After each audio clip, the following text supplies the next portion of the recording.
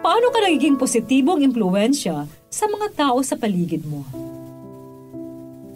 Isang mabiyaya at puno ng pag-asang araw ng Lunes, minamahal kong kapanalig. 13 ngayon ng Nobyembre. Ginugunitan natin si Santa Francisca Javier Cabrini. Siyang tagapagtatag ng mga madreng misyonera ng mahal na puso, na nagtaguyod ng maraming paaralan, ospital at bahay ampunan sa Estados Unidos, Timog Amerika, Mexico, Inglaterra at Spanya. Ang kanyang paalaala sa atin, magmahalan kayo. Magpakasakit alang-alang sa kapwa, laging maging maunawain at maamo. Ako ay Sister Lines ng Daughters of St. Paul. Marinig natin ang panawagan ng Panginoong Hesus na huwag kayong maging sanhi ng pagkakasala ng ating kapwa, na siyang tema ng ating mabuting balita.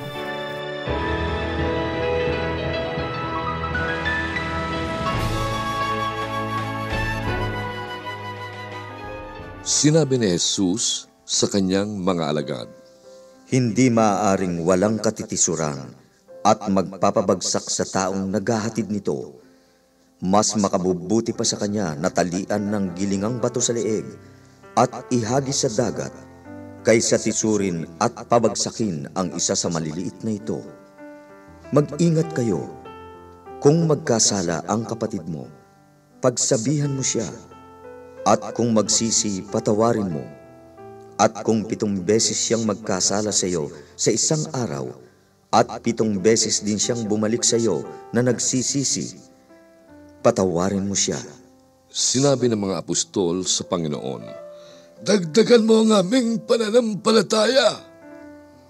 Sumagot ang Panginoon, "Kung may pananampalataya kayong sinlaki ng buto ng mustasa, masasabi ninyo sa punong malaigos na yan, mabunot ka at sa dagat ka matanim, at susundin kayo nito."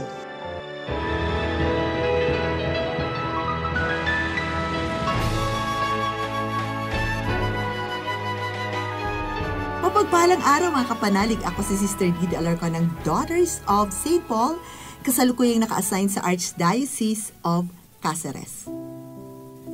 Alam na Jesus na may mga pagkakataong tayo'y magkakamali, magkakasala, pipiliin ang mapariwara, tatahakin ang landas, papalayo sa Kanya at sa ating kapwa. Kung kaya, isa sa mga dakilang handog niya ang sakramento ng pagbabalik loob. Isang biyayang nagbibigay sa atin ng kakayahang humingi ng tawad at magpatawad. Opo, sa sakramentong ito, hindi lamang tayo humihingi ng tawad sa mga nagawang kasalanan sa Panginoon at sa ating kapwa.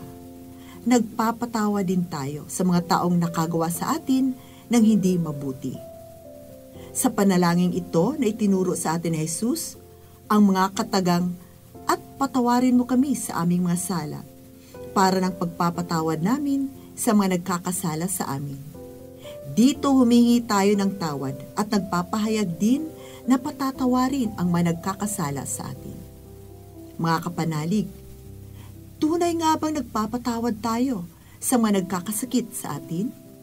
Isang positibong impluwensya ang gawaing magpatawad. Sa panahon ngayong naglipa na ang mga samut-saring impluwensya sa buong mundo, naway pagsikapan nating maging positibong impluwensya sa pamamagitan ng pagtulad kay Jesus na hindi nagsasawang magpatawad sa atin, paulit-ulit man ang ating pagkakasala. Naway tayo rin sa ating paghingi ng tawad sa Diyos Ama, maging katulad ni Jesus. Magsumikap na maging mapagpatawad sa lahat ng pagkakataon. Isulong ang kultura ng pagpapakumbaba at kabutihan sa isa't isa. Mga kapanalig, support Pauline's online ministry. Subscribe, like, and follow us on Facebook, YouTube, Instagram, Twitter, TikTok, Spotify, Google, and Apple Podcast. Maraming salamat po.